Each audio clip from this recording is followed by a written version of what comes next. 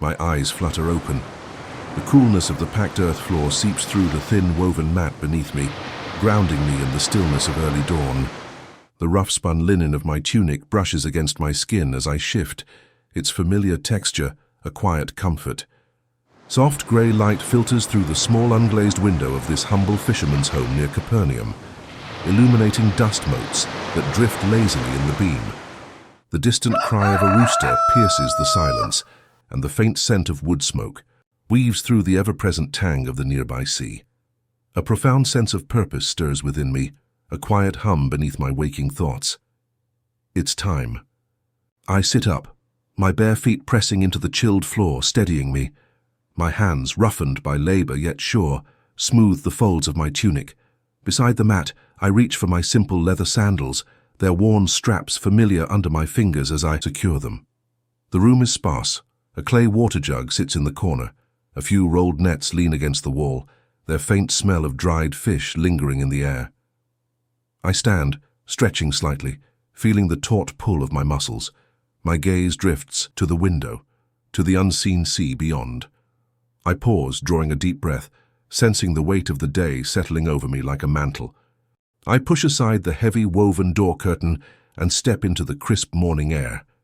The sky unfurls above me, a canvas of pastel hues, streaks of orange and pink bleeding into the fading grey, mirrored on the calm expanse of the Sea of Galilee, the sea.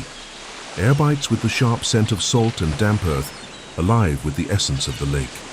My sandals crunch softly on the pebbly path as I descend the gentle slope to the shore. Ahead, the sea stretches vast and serene, its surface rippling, like grey silk under the rising light. Gulls wheel overhead, their sharp cries threading through the murmur of waves. At the shoreline, the rhythmic lapping of water against pebbles fills my ears, a steady heartbeat of the morning.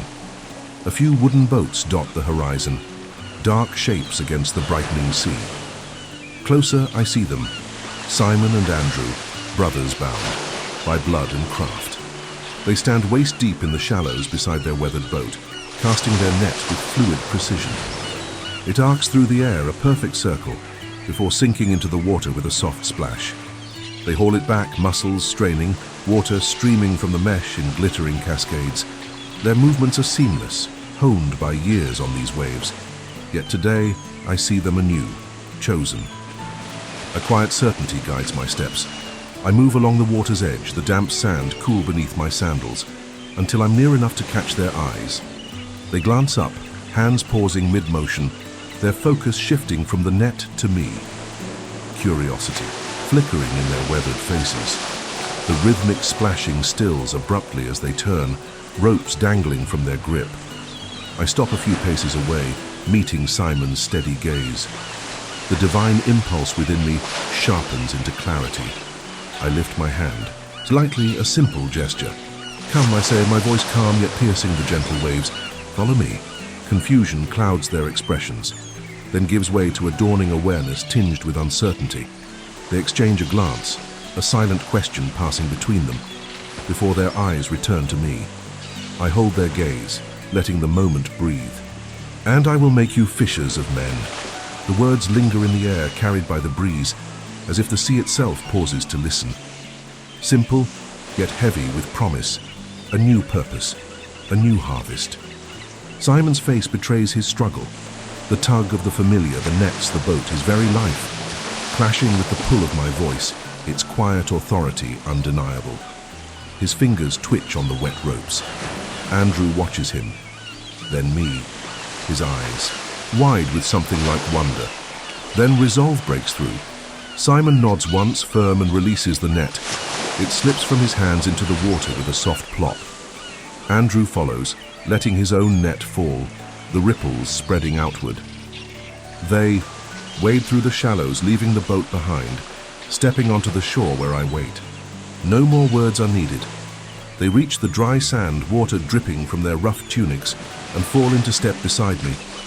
I turn, not toward the village, but along the shore, onto the path stretching forward. The sea fades behind us, its whisper softening.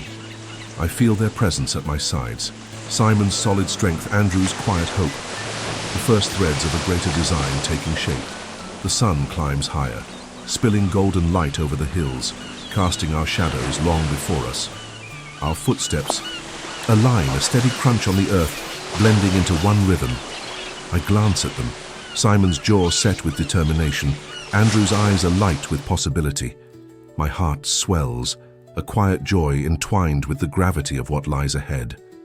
We walk, on together, into the first steps of a journey that will reshape everything.